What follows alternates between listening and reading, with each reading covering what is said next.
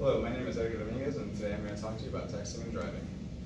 One of the biggest problems facing our 21st century society has stemmed from the item that has revolutionized and penetrated most facets of the lives of every person. An item meant to make things so much simpler and easier, has indeed made the lives of so many much more painful. How is it that an item meant to do so much good has come back and harmed so many?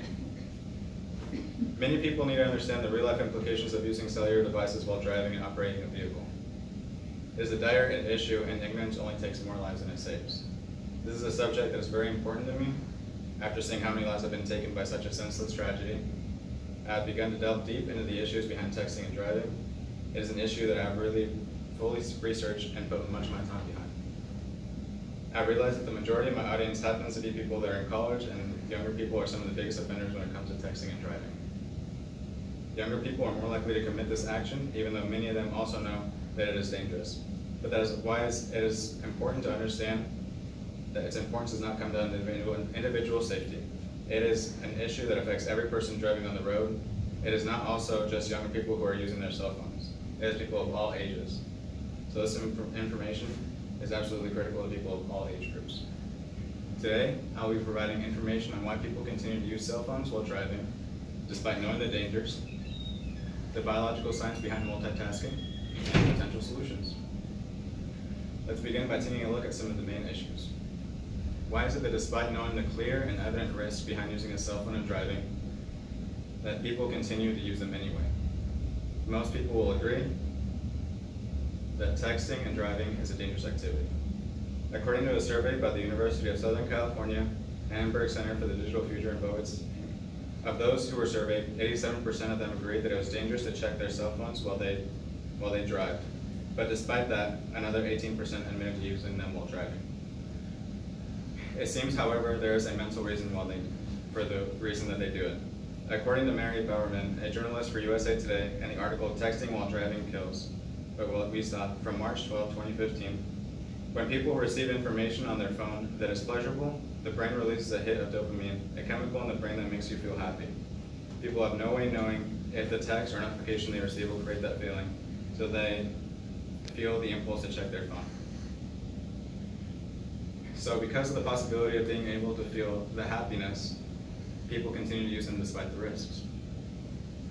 But people should ultimately understand that the little bit of happiness that they're going to be gaining is not worth the safety that they are losing.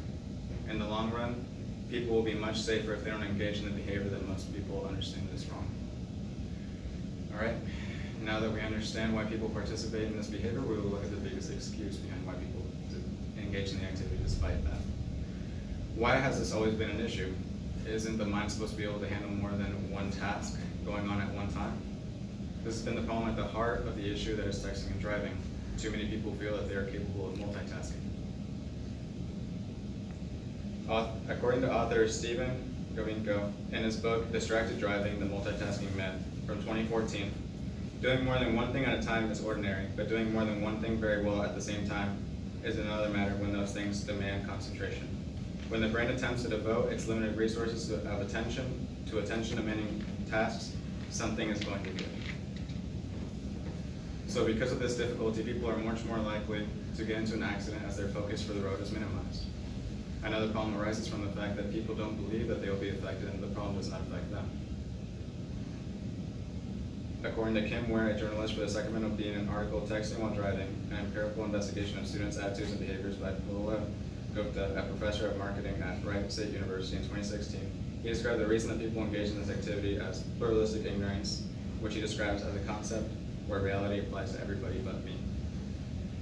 But this type of mindset has led to the loss of many loved ones to so many families. People will deny this information and claim to have a better understanding of their limitations. When will people understand that this behavior does not just affect them, but the people that they share the road with as well? So now that we understand the problems with multitasking, we'll look at potential solutions. So what would the best way be to prevent these accidents from continuing to happen? In comparing solutions, it seems that the best method to prevent these accidents from occurring is to properly be informed on the risks involved. But while this ultimately may be the best method, there are definitely more ways that we can prevent tragedies. According to Charlie Clower, who studies driver distraction and fatigue at the Virginia Tech Transportation Institute, in an article, "Texting and Driving Isn't a Millennial Problem, It's an Engineering Problem," by journalist Aaron Marshall from 2017.